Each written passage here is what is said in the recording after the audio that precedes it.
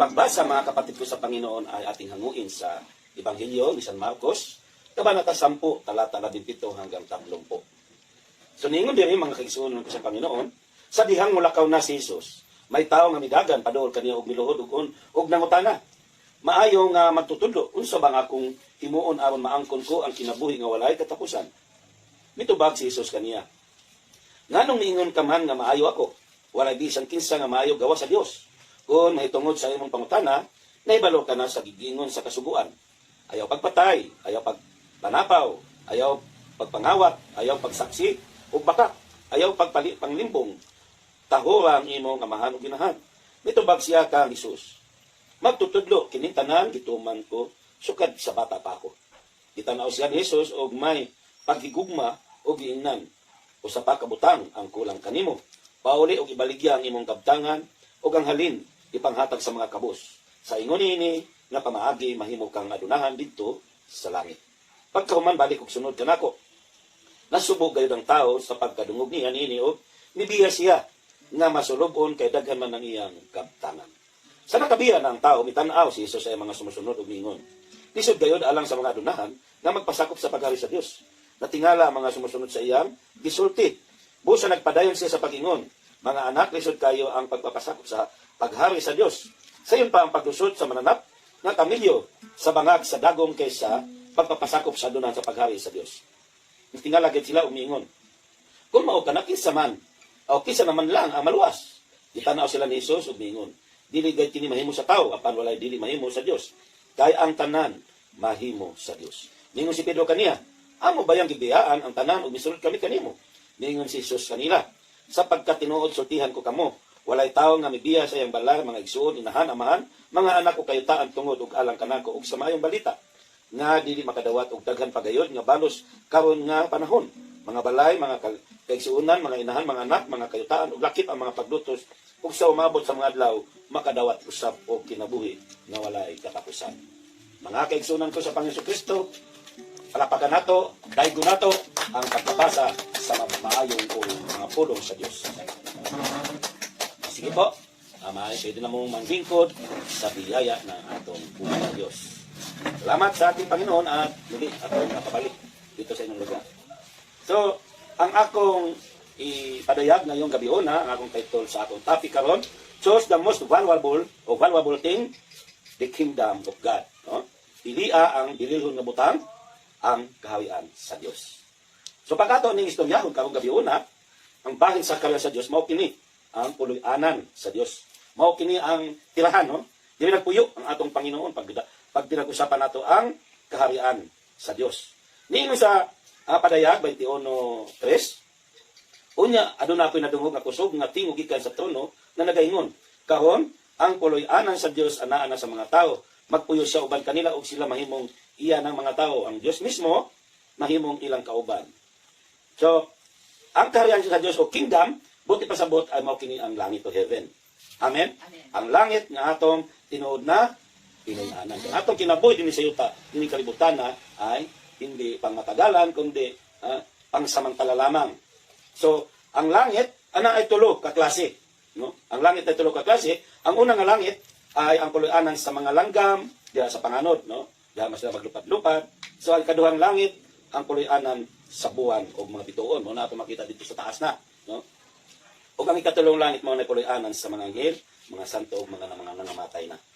Pero ang langit nga puloy-anan sa Dios, mao siya ang atong puloy-anan. Tuo mo anak? No? Atong puloy-anan sa atong mga anak na gitawag niya mga anak sa kitang ituo kaniya, kitang isunod kaniya ay ang puloy-anan nato ay ang langit kauban ang Panginoong Dios. Amen. Amen. Ana ay siya puloy-anan nga giandam para kanato. Nutuo mo na nga ang atong Ginoo, ang atong Panginoon Kristo, ana na giandam, no? May inihanda na siyang tirahan natin doon sa kaharian ng langit. Giandam na niya daan para inig-adto nato sa panahon nga kitay mga adto na nahusgahan na tanan, naa tay kapuy-an. Kaya niingon man dito sa libro ni San Juan o sa panulat ni San Juan, 14:2 o kabanata 14 talata 2, dito sa balay sa akong amahan adunay dagang lawak. Muuna ko dito aron sa pag-andam og lugar alang kaninyo. Dili ako musulti nini kanyo kun dili pa kini Ginoo. So naa tay yung pulig-anan na tay pulig-anan dito sa langit kauban ng atong buhi nga Dios. So mao man ni ang nganong mao man ni atong gikuanon, gipalandong kamo nga adlaw ug gabiona, kay mao man ni ang gustong o gitinguha sa adunahan sa tao nga perting natua, madaghan kayo katigayonan. So sa atong ebanghelyo gibasa sa pagkasulti ni San Marcos, may usa ka lalaki o kalaki nga gadagan paduol kang Hesus og nangutan og unsa ang buhaton aron makabaton og kinabuhing dayon. So mao ni, no? Ang buhay naganapat kasya ang kinabuhing dayon nga kauban nato ang Dios. Amen. Amen. Na gusto niyang maangkon makabaton siya niini.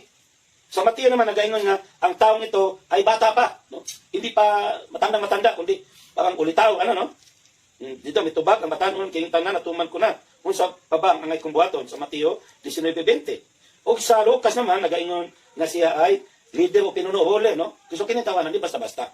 Kinitawanan nga dato, di siya basta-basta sa lipunan kundi taga pa nasiwa siyang kumbaga sa presidente o dako katungkulan. Amen.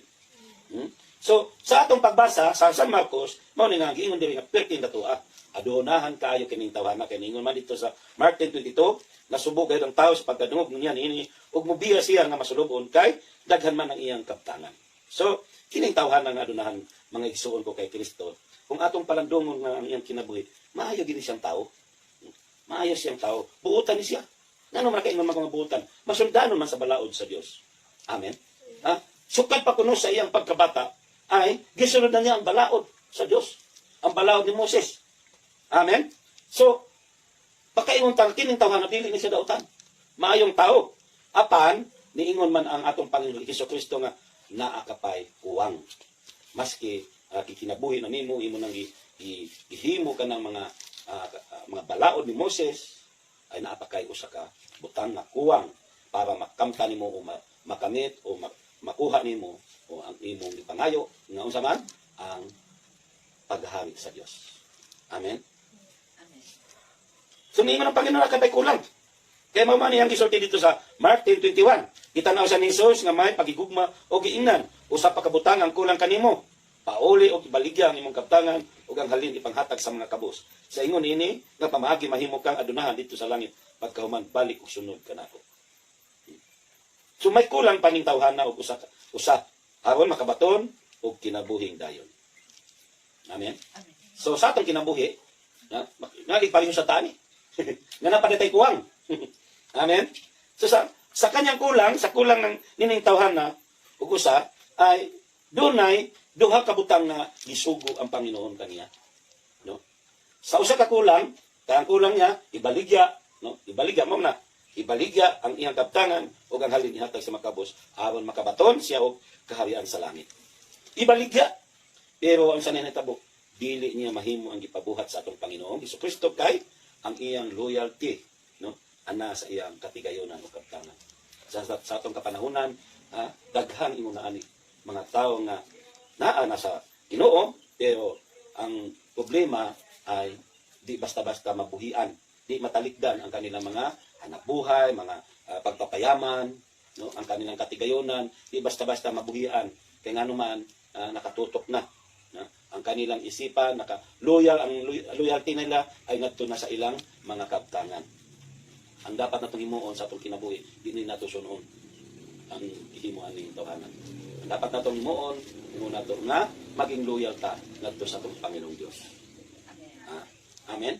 Ang usa, duha man ning gipabuhat, ningon siya nga ibaligya nimo ang imong katigayonan ug ipanghatag. Ang ikaduha, balik ug sunod ka nako. Ningon ang Panginoon. Pag human nimo nga imo ning ibaligya ang imong katigayonan ug imo nang ipanghatag na nimo sa imong mga silingan nga kabus o kinsa pa man, balik at sunod ka nako. Pero wag hapon ni mahimo nining tawhana kay ngano man kay ang iyang kasing-kasing ana gayon sa katigayonan. Mahadlok man ni tawhana, nahadlok ni tawhana nga mawadaan siya. Kamo na kaparat nining tawhana kay gusto niya makabaton og kinabuhing dayon, no? Ang kanang kinabuhing way katapusan. Pero di niya kayang itawan. Kaya nga kasing-kasing pa naman. Amen. Duha mas bahandi. So di pwede gyud nga makasunod ang tao nga ang iyang kasing-kasing nakapokus na dito sa katigayon kay uri ni o busa di kabutang nga pangalagad. No? Pangalagad mo sa imong katigayunan. Kaya ang imong kasing-kasing imong puso ay naka-focus ka na kayo. So muna di ka makasunod o diretso sa atong Panginoon Kristo. Kaya dili man gud na pwede nga maglingkod ka dito, paglingkuran mo ang iyong kayamanan o sino pa man paglingkuran mo at maglilingkod ka sa Panginoon. No? Dapat ang Panginoon ang dapat ating paglingkuran ng lubos-lubos. Amen. Amen. Kaya nga naman, dili gud mahimo nga duha ang atong paglilingkuran, ang ating paglilingkuran sa buhay nito. Hindi pwede kay sabi sa Mateo 6:24, kinsa ngay natong alagaran ang Dios ba o ang bahandi. Walay tao nga makalagad sa duha ka agalon tungod kay sa likoy niya usa o gigugmaon ang usa. Mudapig siya sa usa o kamayon niya ang usa, sama na dili ninyo madungagan ang pangalagad sa Dios ug sa bahandi. Hindi ninyo madungan ang pangalagad sa Dios ug bahandi. So dili ni angay nga ang atong kasing-kasing ay mapokus ta sa atong mga kaptangan, sa atong mga katigayunan o sa ano pa mang bagay sa mundo nito. Di ba na mga awit? Di kita maipagpapalit sa anumang bagay dito sa daigdig. Di ko kayang malayo sa iyo. So dapat ganun ang dapat nating isipin na kapag malayo tayo sa Panginoon, wala tayong magagawa, walang mangyayari sa buhay natin at mapapahamak tayo. So dili nato angay nga ang atong kasing-kasing matuon sa atong mga kaptanan o mga katigayunan o salapi. Dili angay nga atong palabihon ang kwarta sa atong kinabuhi kay gaingon sa unang Timothy 6:10, kay kung palabihon nato ang kwarta, magagikan niini ang tanang matang sa kadautan. Ang uban at mga tao sa sobrang nagitinguha sa kwarta, nahimulag na sa pagtuog na puno sa kaguol ang ilang kasing-kasing. Amen? At kung palabihon ko, kung inuuna natin ang kwarta, tandaan natin na sa pera, nagmumula ang kasamaan. No? Ugat ng kasamaan ang salapi. Hindi masamang marami tayong salapi. Pero kapag natuon, napupos na tayo sa pera, yun ang masama na diyan. Kasi ayaw ng Panginoon na matuon ang atong mga kasing-kasing, ang atong mga una-una, no? ang atong kinabuhi ay wala na gyud. Nagsalig ang imong gisaligan, ang imong mga kaptangan, dato na ka, pareho sa kadato ko nga ningon, wala ko yang may buhaton ron kay kumpleto na ko, ni ana na ko ang tanan. No? Kumpleto na ko, pwede na akong magigayda na lang, di na ako magtrabaho. No? Kaya magpahimo ko mas dakong payag para anin ako ipigo mga katigayunan. Tulog kaon na lang ko. Pero ningon ang Ginoo, hangal. Nga naman, karong gabi, kuhaon na ako ang imong kinabuhi. So kuyaw kayo, ang atong mga hunahuna, naasa atong mga katigayunan. Amen po ba? So, di taangay nga magpadaog ang atong mga kaugalingon, ang atong hunahuna, ang atong kasing-kasing madaog sa mga pagpapayaman nato. Di naman masama, sinasabi ko nga kanina, di masama ang mangita sa kwarta. Pero kung ang mahitabo na tungod sa pangitan ni mong kwarta, malayo na ka sa Diyos, muhunong na ka sa gawain ng Diyos, muhunong ka na sa pagtambong sa gawain sa Diyos, dili na maayo. Kapag ang trabaho mo, apektado ang pakipagrelasyon mo sa Diyos, dili na maayo. Amen? Kaya nga ngayon na itong pagkabuhaton, pangayo na ito sa Diyos, na tagaan tagtrabaho nga di makapekto sa itong relasyon sa Diyos. Amen? Amen. Kaya nga naman, ug na negosyo, ug na trabaho, wala na makalimtan na ang Panginoon. Ang uban, iagi na lang pera, iagi na lang suporta. Di bali kasi, di pwedeng biyaan ako ang tindahan, di pwedeng biyaan ako negosyo kay ano ko naman customer. Ako na lang mo suporta, magpadagkwarta. No? Amuat, di bayaran na ni mong Panginoon. Pero di na maayo. Kaya nga naman, mas gusto ng atong Panginoong Diyos, ang gusto niya, kita mismo ang muatin. At bilang sinasabi nga ng Biblia na bilang buhay na handog ang atong mga tagsa-tagsa kakaugalingon. Amen. So dili ang kwarta natong kinahanglan sa Dios. O tama yan. Ang kwarta makatabang na sa gawain pero di na mao iyang gipangita kanimo. Ang iyang gipangita ikaw gayon ang sarili mo na anaa ka permi sa iyang mga gawain, nagtambong ka na amen. Hindi kita mo absent sa atong mga pagtambong. Kaya di na to ang nga palabihon ang kwarta ang gagikan ang atong mga pagkahiwalay nato sa Dios, no? Na mahiwalay ta sa atong Panginoon na maapektuhan ang atong pakipagrelasyon sa Dios. Kinahanglan gyud na ata sa permi sa gawain, makapaminaw ta permi sa mga pulong kay ang mga pulong ang maghatag kanatong kabaskog ug panglawas dahil sa atong espiritual na kinabuhi. Amen. So sa atong kinabuhi, mga kaigsunan ko kay Kristo, ang atong himuon pilion nato ang bililhon nga butang, no? Ang importante nga butang, way lain ang makabatuntag paghahari sa Dios. So, mabaton nato sa itong kinabuhi ang kaharian ng langit. Amen? So, itong pili una. Paano mo nato na mapili? I-priority nato ang pagpaminaw sa pulong sa Diyos. Paminaw nato ang pulong sa Diyos. Kaya sa pagpaminaw, ningon bito ang Biblia nga, pinaagi sa pagpaminaw nato sa pulong sa Diyos, anha magasugod ang atong panalig, pagsalig. Amen? So kung padayon tang maminaw sa pulong sa Diyos, hindi lang magsugod ang atong pagsalig sa Diyos, kundi aasinso, uunlad, no? Uunlad, magbubunga ang atong pagsalig sa Diyos. Hindi lang maliit, kundi lalaki na. Lalawak na ang atong kinaadman bahin sa pulong sa Diyos. Kaya nga naman, pirmi man tang maminaw. Kaya usahay, pag maminaw ta sa mga salita o mga takbo ng mundong ito, mga maminaw ta, kana mga di maayong mga balita, ano man ta di maway gana sa itong kinabuhi, madismaya ta. Amin. Kaya ngayon magpaminaw sa mga balita. Naay mga daga magpasa-pasa sa akong kuhan, sa akong cellphone, mga balita sa mundo, di ko tinitingnan. Di ko pinapanood. Ay nga naman, madala ka. Niingon ito resulta sa nagpapabaksin, Brad. Magpasa. Dahil doktor nga magsulti, kining baksina, mauni. Mahimong robot, ano ba? Ug imo ng tanawon. Makuyawan ka. Mahadlok ka na. Mawa ng imong pagsalig sa Diyos. Kaya mo ilis naman itong kahadlok. Amen? Mupuli man itong kahadlok. Kaya wag mo nang. Sabi ko, ako man tubagon ka na magpasa na ako. Sister o Brad, kahit ano pa yan, ano pang sama ng resulta na yung pinakita mo, sa akin wala na yan. Kasi inaangkin ko, ang baksin na binigay sa akin, tinuok sa akin, ay isang biyaya na galing sa Diyos. Na hindi ito makaapekto na masama para sa aking katawan. Ito'y magbibigay ng kalakasan, makahatag kinig kabaskog sa akong kinabuhi o sa kinig kabitamina. Muna akong itubag. Kay, ug imo nang kanon, tanaw-tanawon pa, sus, mahadlok na ta. So mana, ang itang paminaw, mo na ginangin natong buhaton sa pagpili nato. Kasi the choice is yours. Ang choice sa pagpili nato na nato pag mag-decide ta. Asa man kita? Asa man ta gusto mo paingon ta pag abot sa pagdating ng panahon? Asa man ta gusto magpuyo? Nato ba sa gihimo nga giandam natong Panginoong Dios nato sa langit o ang pinoy-ana ng mga demonyo? So atong paningkamutan nga maangkon, makamit sa atong kinabuhi ay ang kinabuhi dayon.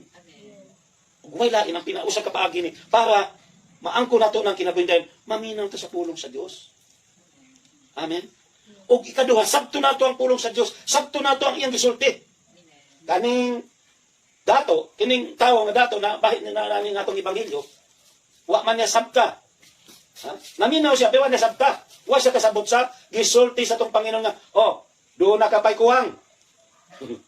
Kung sa itong salita, pulong to sa Diyos. Salita ng Panginoong Diyos. Sabi, may kulang ka pa. Ibinta nimo, ibaligya nimo ang imo mga katigayonan o ipanghatag sa mga kabos. Aron makabaton ka og kinabuhing dayon. Pero unsa man yang imo? Gipaminaw niya pero wa niya sabta. Nakining giingon sa atong Panginoon Kristo ay mao kini makadaas sa kinabuhi niya ngadto sa iyang gipangayo. Ang wa niya sabta nga kining gipahimo sa Panginoon Kristo kaniya ay mao ni pinaagi para makamit niya o makabaton siya o kinabuhing dayon. Ang paghari sa Diyos. So sa atong kinabuhi, kinasabto yun nato ang mga pulong sa Diyos. Kaya daghan baya kay naminaw, pero wala makasabot. Nano makasabot? Wa man sabta, galangyaw-langyaw man ang iyang hinahuna. Wa man maminaw, o naminaw, pero ang hunahuna, tuwa sa lain. So wa masabti ang ipaminaw. Amen. So kinahanglan yun, nga sa atong pagpili sa kinabuhing dayon, ato ning sabton ang mga pulong sa Diyos. Amen po ba? Amen. Kaya nakasabot ka siya na kung gihatag to niya, hatagan mo siya sa Ginoo. Kaya sa paghatag, mubawas man yun. Amen po ba? Kaya kita magduha-duha sa pagtuo sa pulong sa Diyos. Mga nagibuhat sa tao, nadadunahan. Kulang sa pagtuo sa pulong sa Diyos. Kaya nga naman, wa man niya sabta. So kung makasabot ka gani, musunod ka. Amen? Amen. Kaya di niya na kung sumunod kaya di na nasabtan Wa sa kasabot sa gisulti sa Panginoon sa Kristo. Pero kung makasabot ka sa pulong sa Diyos nga imong napaminaw, mao dahil sayo din ang gipamuhat. Sayo din ang sige ko ginom-inom. Sayo din ang sige ko sugal-sugal. Sayo din ang gipamuhat. So ako na ning biyaan. Sayo din ang sige ko taya sa luto. Nato kay sige ko taya sa luto. No? Sayo din Amen? Nang di mo kinabuhi, at na napuko sa pagsusugal, di na maayo. Amen po ba? So kung makasabot ta sa pulong sa Dios nga atong gipaminaw, ato nang biyaan. Siya di siya makabiya. Ang kaning tawhanaw di wa siya makabiya sa iyang katigayonan. Di niya kayang ibinta, ibaligya kay ngano man nahadlok pud siya nga mawad-an siya. Pero kung nakasabot siya na sa pinaagi sa paghatag ngadto sa sikataw sa mga tao nagkinahanglan na mubahaw gyud ang Ginoo. Mabitaw giingon dito, pag sumunod kami sa iyo, ano bang makamit namin? Ano bang makuha namo? Isang daang ibayo ang may babalik. Sabi ng Panginoon. Amen. Kaya nasipyat ang adunahan ito. So kinahanglan gyud kita pod sa atong panahon. Ang dako kaning aral ka nato na dako kaning leksyon ka nato sa itong kinabuhi kinahanglan di ta pareho ni ining tawana. Amen. Kinahanglan sabto ginato ang mga pulong sa Dios nga atong napaminawan. Amen. Amen. O kini pa usa ikatulo pamamaan ko nato makabaton ta o kinabuhing gayon o ang kahiyan ng langit mangalagad ta sa Dios. Serve the Lord. Amen. Kaya kamong mga kabataan dire padayon na ninyo nangawa naman ang uban. Ha? Nangawa naman ang uban mga kabataan dire. Nalipay ko kadaghan mo dire ngadto karon asa naman. Nadaan na sa takbo ng mundo. Nadala na. So kinahanglan jud nga padayon ta sa itong pangalagad. Amen. Padayon ta sa itong pangalagad kay ngano man. Hebreo 4:12-13 kay ang pulong sa Dios buhi ug gamhanan ug mas hait pa kaysa espada nga duhay sulab. Modulit kini sa kinahilagman sa kalag ug sa espiritu ug hangtod sa mga lutalutahan ug sa utok sa bukog. Nasayra niya ang mga butang nga ginihunahuna ug ipangandoy sa mga tao. Walay makatago gikan sa Dios. Ang tanan makita niya og dayag gayud sa iyang pananaw. Kaniya kita muhatag og husay sa atong mga binuhatan. Amen po ba? Amen. So, importante, no? Dakog bili ang mga pulong sa Dios sa atong kinabuhi o kita'y mga lagad. Amen. Kasi kung mga lagad ta, naaka nato ang mga pulong sa Dios permit. Makapaminaw ta. So, ang pangalagad ay kita nga daghan mo babon ng lagad pero sa may gipamuhat nga wagtang man ang ubag ipasagda na lang usa ng mga lagad. So, hindi angay. So, kita nga naa pa sa atong naa pa tay pagtuo sa atong Panginoon Hesus Kristo padayon ta. Ayon kina nato wadon ang atong pagtuo sa Dios, ang atong pagsalig sa Dios. Amen. Unsa man na ikaw ni agi ka mag kalisdanan na panahon na ayaw kadlok. Kaya nga naman itulot lang na ikaw na sa atong Panginoon, itugot lang na sa atong Panginoong Dios para ta masukod sa atong pagsalig kaniya. Inumdumin ninyo kanunay na atong Dios ay kauban nato hanggang sa katapusan ng sanlibutan. Amen. Muna itong hinumduman din na makaagi man ta kristanan, mga pagsulay nining kinabuhi, ayaw kalimpig na ang atong Panginoon Kristo kauban ka nato. Kaya mao na yan dingon sa mga alagad. Kapag nangalagad kaniya, kauban siya kanato hangtod sa kahanturan. Amen. Kaya nga di tangay nga, mahadlok. Ayaw kaguol kung niagi tag mga kapakyasan, niagi tag mga dili maayo, mga kahimtang, inumdumi lang na natong Panginoon, anaa, kanunay, kauban ka nato. Amen. Kaya nga, ang importante sa itong kinabuhi, mga lagad ta sa Diyos. Kaya natong kinabuhi, naaragyon ang pag-asa sa itong Panginoon Hesus Kristo. Ang importante sa itong kinabuhi ron, piliun nato ang mga pulong sa Diyos, ng mga dalan, aron ta makabaton, o gingharian sa langit. Amen po ba? So, tulong naman to ka puntos, no? Ang akong gipaambit kaninyo kawang gabi una, na kung gusto ta makabaton o kinabuhin dayon o sa kaharian ng langit, paminaw nato ang mga pulong sa Dios. Amen? Amen. Ang ikaduha, sabto nato ang mga pulong sa Dios. Ang ikatulo, mga lagad ta sa Dios. Amen? Amen. Ita mo musuon sa atong kining atong gibasa karon nga tawo nga dadunan kayo nagingnan sa atong Panginoon Kristo. Ibaligya ng imong mga katigayonan o pagkahalin na ibaligya ng imong at ipanghatag ninyo sa mga kabos at sunod ka, mubalik ka o sumunod ka kanako. Pero, sa nitabo, di na sumunod ang tao nito. So, di ta kinahanglan nga, o di ta angay nga, musuon, nining tawhana. Amin po ba? Kaya kini, ang kining tawhana, napakyas ni sa iyang gitinguha sa kinabuhi. Yung ano man, di ka mao, maminaw sa pulong sa Diyos. Di ka mao, musabot sa pulong sa Diyos. Amin po. Di ka mao, mga lagad sa Diyos. So, kinahanglan dyan nga, naaka nato ni kining tulo, para makabaton ka sa atong gitinguha sa kinabuhi, wailain ang kaharian ng langit o kaharian sa langit o kinabuhi tayo. Manindog na